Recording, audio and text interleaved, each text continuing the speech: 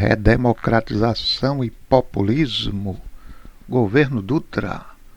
Próximo ao final da Segunda Guerra Mundial, a elite política brasileira começou a exigir a saída de Vargas do poder, onde estava há 15 anos.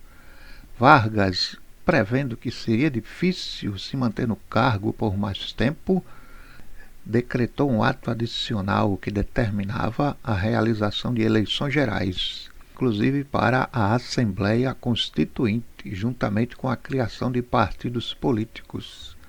Vargas aproveitou o momento também para libertar os presos políticos. Lá vem o cordão dos puxa-sacos, dando vivas ao seu... Os aliados e puxa-sacos de Vargas organizaram um movimento chamado de queremismo, o qual defendia o adiamento das eleições presidenciais e a permanência de Vargas no poder até que a Assembleia Nacional Constituinte fosse realizada. Caso a data das eleições permanecesse para dezembro de 45, os queremistas exigiam a candidatura de Vargas à presidência.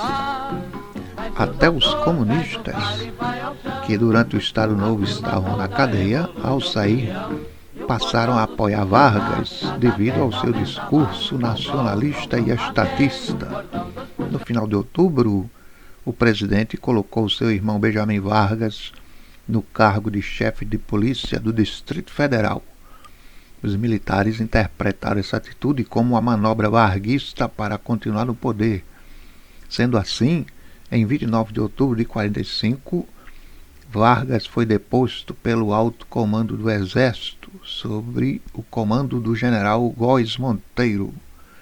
A presidência da República foi entregue ao presidente do Supremo Tribunal Federal, José Linhares, até que as eleições presidenciais ocorressem. Quem venceu as eleições foi o Marechal Eurico Gaspar Dutra, através da coligação PSD, Partido Social Democrático, e PTB, Partido Trabalhista Brasileiro. Dutra assumiu a presidência em janeiro de 46, juntamente com a abertura dos trabalhos da Assembleia Constituinte. A Constituição de 46. Os constituintes trabalharam no sentido de criar uma Carta Magna livre do caráter autoritário daquela do Estado Novo. Sendo assim, criaram um sistema de pesos e contrapesos entre os poderes do Estado. O mandato presidencial foi delimitado a 5 anos, sendo proibida a reeleição imediata para os cargos do Executivo. Foram restauradas as liberdades partidárias de opinião, expressão, imprensa e crença. Foram extintas a censura e a pena de morte.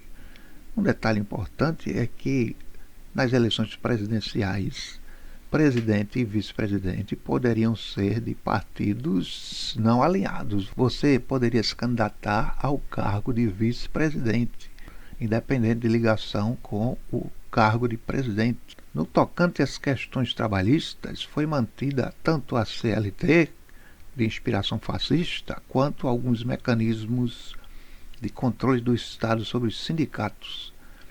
O direito de greve foi mantido, porém, deveria ser regulamentado através de lei.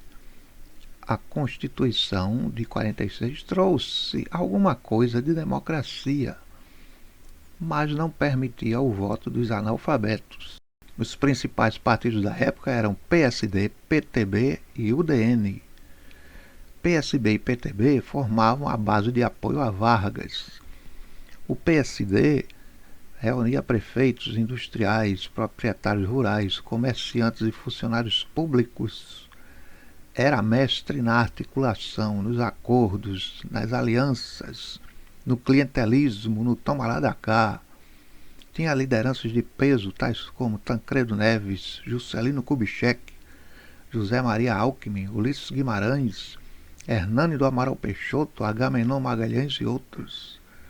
A capacidade de articulação e as grandes bancadas no Congresso deram ao PSD um forte poder de influência na história política do Brasil entre 46 e 64. O PTB, Partido Trabalhista Brasileiro, tinha no operariado urbano e nos sindicatos a sua base eleitoral. Entre 46 e 64, o PTB foi o partido que mais cresceu, fato que refletiu o crescimento da urbanização e industrialização do Brasil. A dupla PSD-PTB era praticamente imbatível e venceu as eleições presidenciais de 46, 50 e 55. A UDN era o principal partido de oposição. O udenismo caracterizava-se pela defesa de pautas liberais e combatia o nacionalismo, o estatismo, o populismo, o clientelismo, o trabalhismo varguista e o comunismo. Defendia a ideia de que a maneira mais rápida de gerar emprego e renda, ter acesso ao que há de mais moderno em termos tecnológicos, era facilitar a entrada maciça de capital estrangeiro. A UDN concorreu e perdeu as eleições de 45, 50 e 55. Seu apoio vinha principalmente das classes médias urbanas e de alguns setores dos militares e da elite. Em 1960 foi a única vez em que venceu as eleições presidenciais, através do apoio a Jânio Quadros, que não era afiliado à UDN. Sendo assim, a UDN levou tempo para entender que, para vencer eleições, não bastava defender o livre mercado, a ética e ser contra Vargas. Era preciso negociar no balcão de negócios da precária democracia do Brasil. Governo Dutra, principais ações. Dentro de um contexto de Guerra Fria, Dutra alinhou o Brasil com os Estados Unidos. Havia um temor sobre o crescimento do movimento socialista, pois o PCB havia conquistado nas eleições presidenciais algo em torno de 10% dos votos através da candidatura de Iedo Fiuza. Além disso, os comunistas venceram eleições municipais em duas cidades importantes, uma em Pernambuco e a outra em São Paulo. Havia também forte presença dos comunistas no meio sindical. Em 1947, o Tribunal Eleitoral determinou o fechamento do PCB e a cassação de seus parlamentares, tendo como base as declarações de Luiz Carlos Prestes, o qual havia dito que, na hipótese de uma guerra entre o Brasil e a União Soviética, ele ficaria ao lado dos soviéticos. Além dessas decisões, o governo Dutra rompeu as relações diplomáticas com a União Soviética. A política de perseguição aos comunistas também foi utilizada por Dutra como justificativa para intervir em sindicatos e reprimir movimentos trabalhistas e greves. Ao todo, o governo Dutra interveio em 143 sindicatos e estipulou condições extremamente rígidas para a realização de greves. Isso gerou fortes críticas ao governo na época. Política econômica. Durante a Segunda Guerra Mundial, a economia brasileira, mesmo sendo privada das importações dos países envolvidos no conflito, foi beneficiada pela exportação de seus produtos primários, principalmente para os Estados Unidos. Ao final da guerra, o Brasil havia conseguido acumular boa quantidade de reservas internacionais, algo em torno de 700 milhões de dólares. Mesmo depois da guerra, nossos principais itens de exportação ainda eram o café, cacau, açúcar, algodão e fumo, destinados em sua maioria aos Estados Unidos e parte da Europa. Mesmo com os estímulos à indústria, na era Vargas, a industrialização brasileira era pequena comparada com a gigantesca dependência dos produtos primários para exportação. Era necessário continuar o programa de estímulo à industrialização.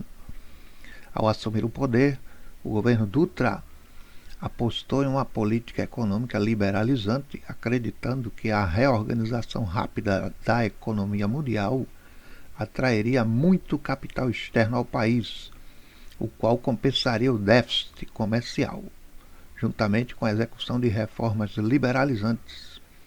Esta política mostrou-se inadequada e as reservas cambiais esgotaram-se rapidamente, devido ao grande volume de importações de todo tipo tanto de bens de consumo quanto de produção. O governo Dutra teve que rever os critérios das importações.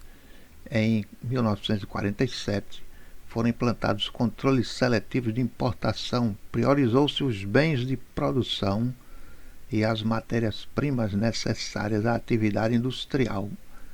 Essas medidas beneficiaram diretamente a indústria e aceleraram o crescimento do setor.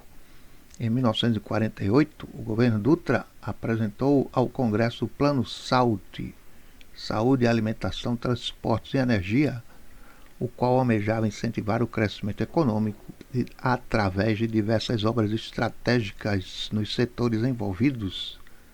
No Congresso, o governo Dutra enfrentou a resistência dos parlamentares que queriam evitar os enormes gastos públicos com estas obras. No plano externo, o dinheiro era escasso, pois os Estados Unidos priorizaram a ajuda econômica à Europa e ao Japão. Poucos projetos do SALT saíram do papel. O Hospital dos Servidores do Estado do Rio, um hospital em Salvador, a rodovia Rio-Bahia, a rodovia Rio de Janeiro-São Paulo e a usina hidrelétrica de Paulo Afonso, no Rio São Francisco. Com a eleição de Vargas em 1950, o Plano SALT foi substituído por outro do novo governo.